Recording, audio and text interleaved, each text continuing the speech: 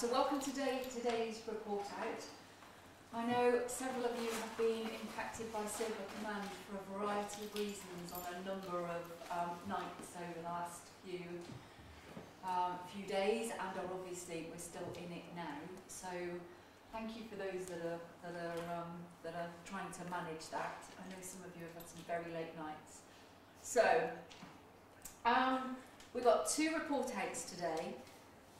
Cardiac care at their 90 days, and then adult cardiac surgery at 60 days. So, Kirsten, who's doing this with you? Is the two? Sarah and I today. Yep. Brilliant, brilliant. Come on up. Do you want this, Kirsten? No.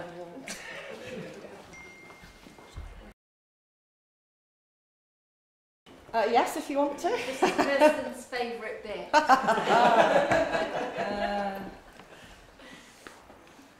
So, good afternoon. My name is Kirsten Leach. I'm the matron for neurosurgery, and I was the process owner on this RPIW number 4.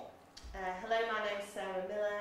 I'm the head of nursing for neurosciences, and I was actually the outside eyes in this process. So this is our project form. So for this RPIW, we concentrated on the rehabilitation prescription for our patients. So in our previous RPIWs, we've looked at the EDAM process, patient flow communication, and ward rounds. So number 4 was the prescription. Can you do the next one? Thank you.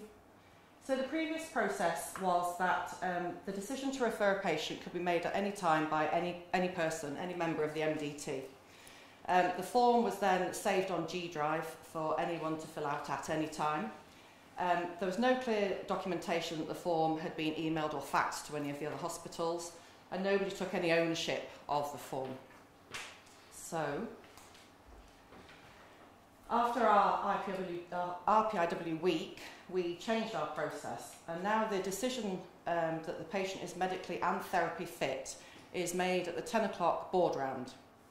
And as part of that board round is the nurse, physio, OT, speech and language. They make the decision that this patient is ready for the prescription to be filled out. Then they leave that meeting, they go and tell the patient and the family members.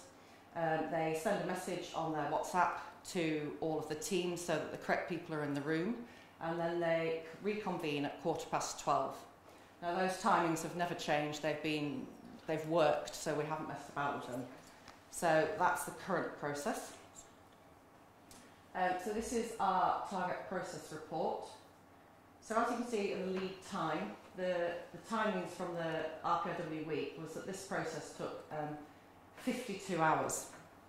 And as you can see on 30, 60, 90 days, we haven't massively changed that. And that's because the wait stay in the middle is set. It's 2 hours. We're going to discuss, we're going to get the right people in the room. So that's never changed. So our process has been quite steady. And then the setup reduction, so we aim to, sort of at the bottom, we aim to get this process done in under 9 minutes. So the filling out of the form, faxing it to the other hospital and uploaded on PPM in under 9 minutes. So that's varied really, and that depends on the complexity of the patient that we're referring. So if they've only been in a really short period of time, there's not that much to write. If they've been in for months, obviously it's a bigger piece of work. So we've ranged really. The last one was 9 minutes, 47 seconds. So here is the newspaper which Kirsten as the process owner owns as part of this RPIW process. So as this is our 90-day report out, as you can see, the first page of the newspaper we're green on all actions, which is brilliant. So the 2 actions which we still need to concentrate on are the 2 that are marked as amber at the moment, and that's around having no visibility of the current state of the patient referral. We introduced that the therapists are using PPM, and actually when the specialist rehabilitation referral is being completed, then actually it's being marked and noted on the whiteboard on PPM. This process isn't as consistent as we would like it to be. There's one person at the moment that's really owning this process, and that's our patient flow coordinators, and specifically one in particular who does an absolute sterling job. However, it's about that MDT ownership and team ownership of that. So that's something that we need to continue to work on. There is also variation in the completion of the repatriation prescription. Certainly some of our medical colleagues, and I'll come on to that in a moment, are feeling that there's still some room for improvement around the information that we are submitting to our external partners and to Chapel Allerton about our patients. And actually it's getting the timing right of when we're doing that. So I still feel we've got some work to do. But on the whole, that's a brilliant newspaper. So well done to Kirsten and the home team. So what's gone well? We've definitely had excellent engagement from nurses, the whole home team, occupational therapists at the 12:15 meeting, physiotherapists, and then also SALT being involved in this process now. It definitely is a process that everybody knows about, so at 12:15 people know it's the time to do the repatriation referrals. And we have had good attendance at the meeting. So the forms are getting fully completed. The one bit of the process which is falling down slightly sometimes is making sure that it's sent off, emailed or faxed directly after the meeting once all professionals have come together to complete it. So we have had good use of PPM, but as I've reflected earlier, it's around having everybody involved in doing that process and not just being reliant on one operator. And absolutely, that our patients are spending less time waiting.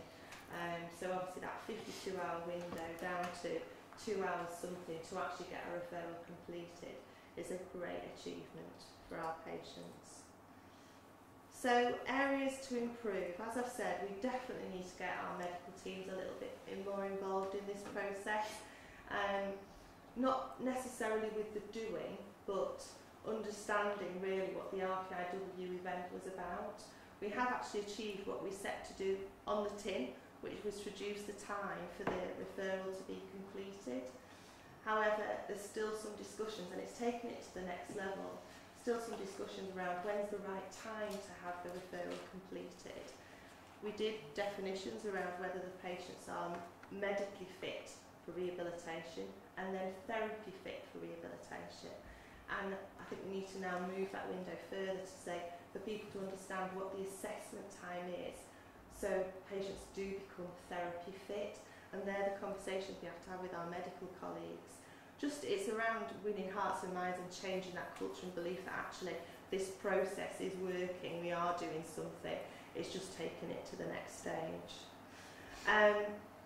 So Matt Smith has very kindly agreed for a registrar to spend some time with the team over the next 30 days, potentially, certainly half a day a week, and I think that will really help this. So we cannot have inconsistent updating of PPM and then making sure that all forms are completed in a consistent way, which they are doing. It's just how we can take it to the next level, really. So next steps, so Kirsten has been really proactive, and she's met with OT colleagues that work on Ward L21, which is our HAZU unit, because they also send patients to Chapel Allerton for rehabilitation. So we want to share this process because they also are completing these forms, but in a very clunky way, as we were in neurosurgery at the start of the process. So we want to continue timing, as I've said. Kirsten's going to love me for this. We want to come back in 120 days just to demonstrate that we've taken this even further. So to continue to have more discussions with our partners around kind of the referral process. And then we've still not totally axed the facts, and that's another element that we need to look at. So yeah, encouraging progress and consistent progress, but we feel that we can do better. Brilliant. Well done.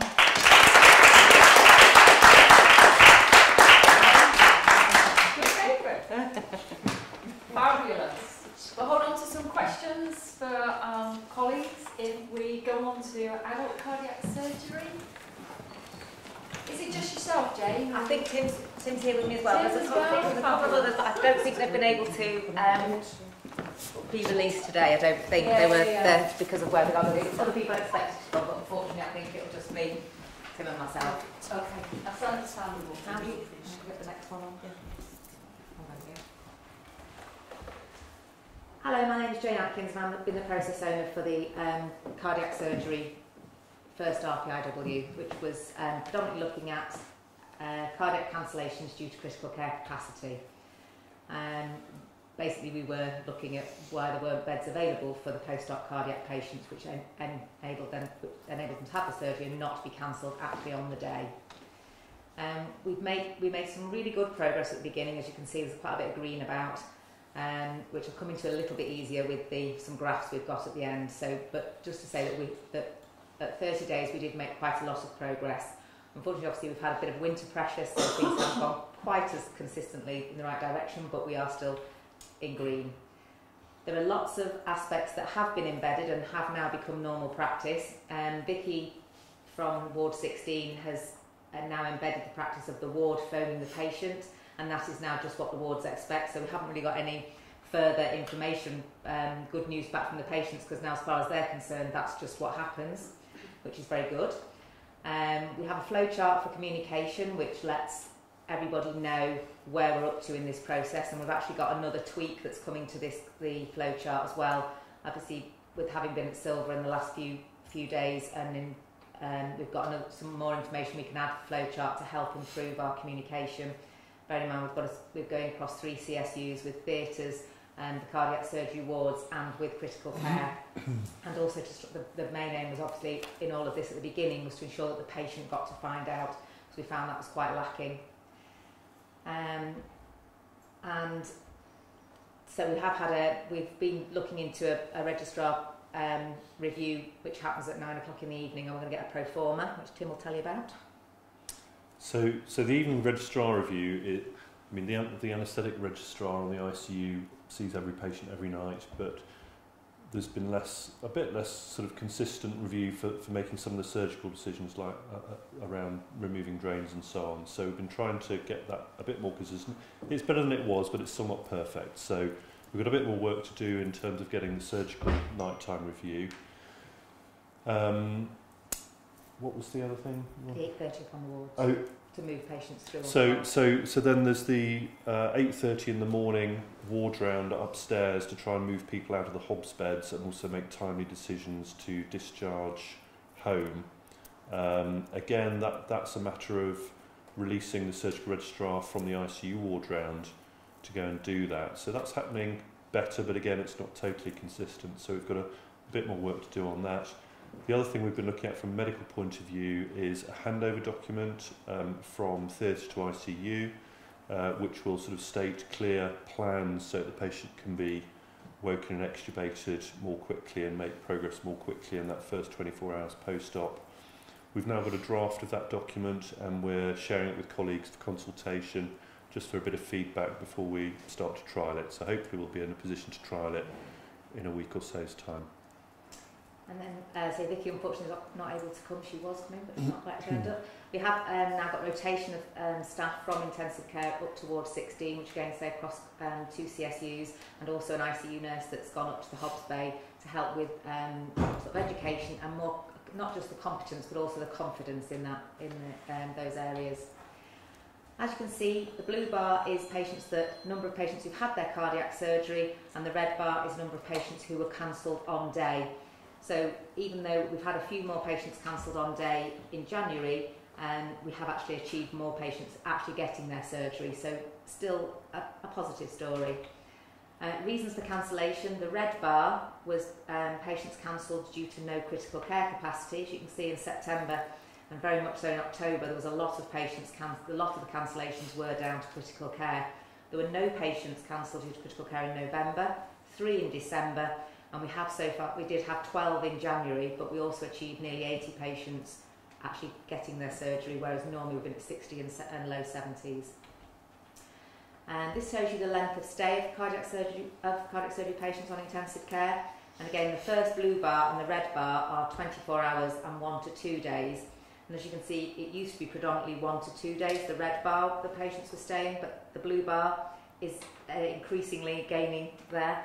I think that's showing us that we are moving the patients through the intensive care. We're doing these early reviews, with getting the nurse education and the waking and weaning and moving patients through the pathway quicker.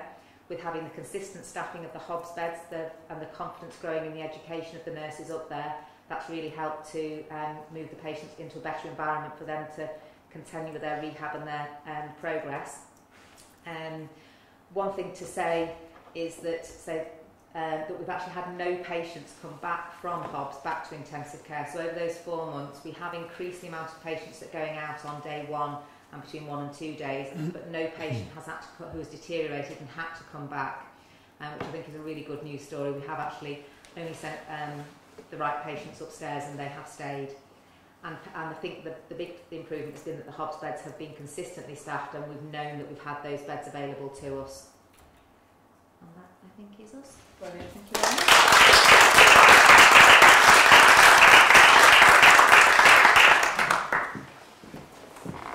Okay.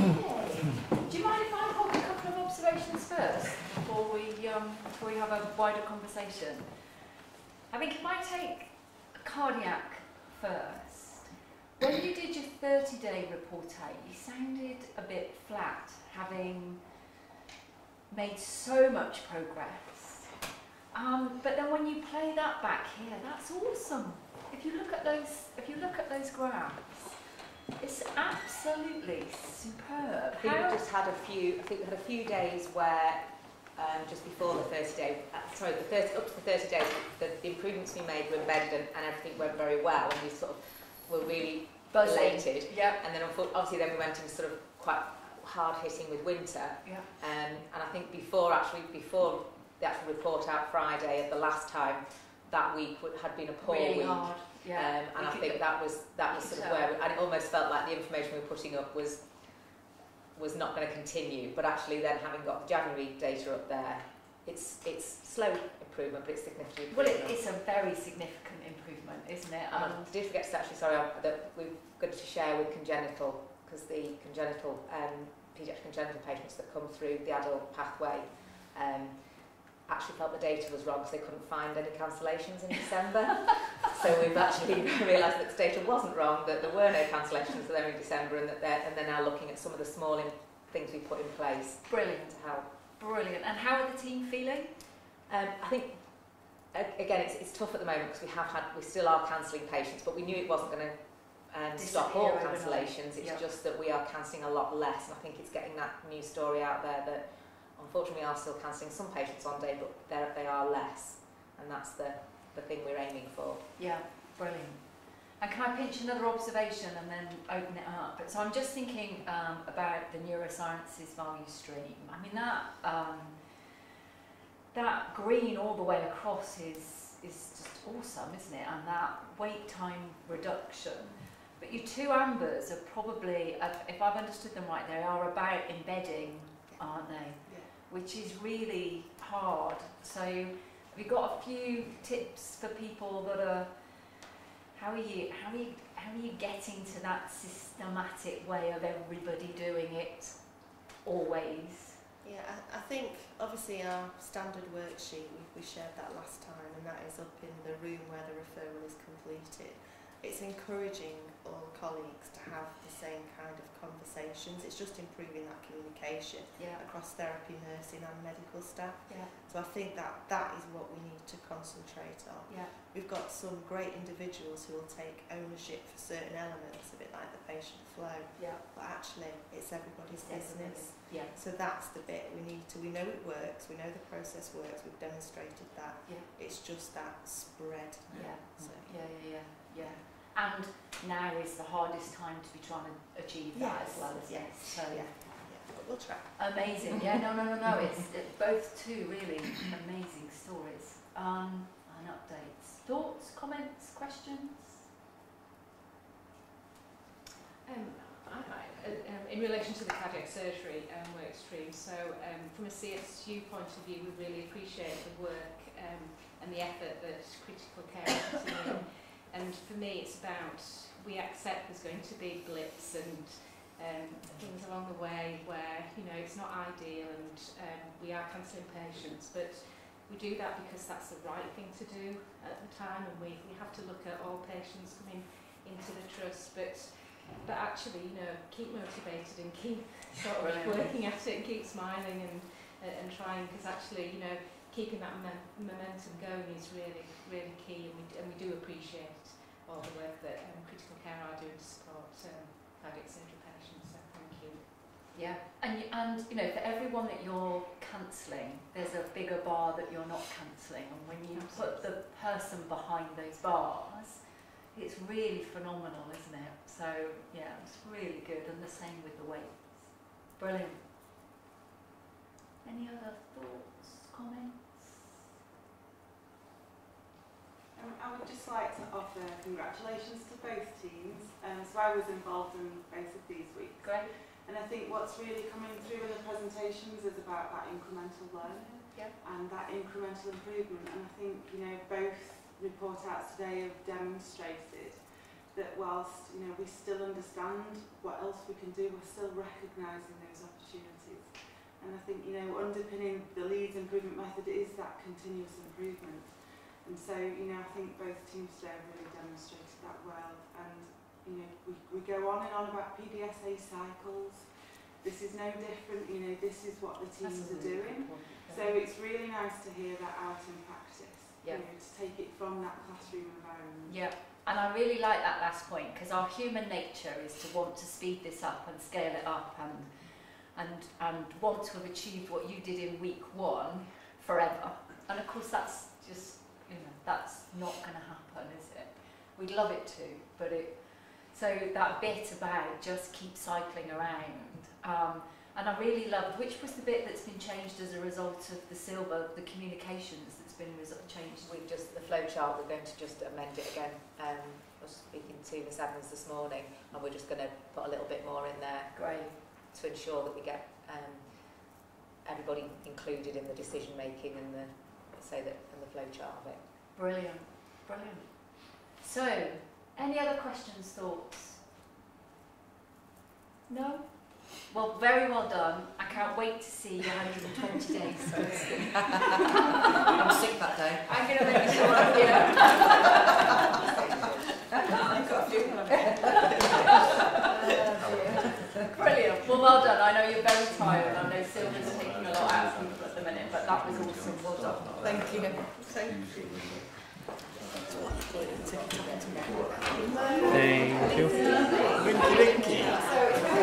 9 to 5. I really have a question. You'll say,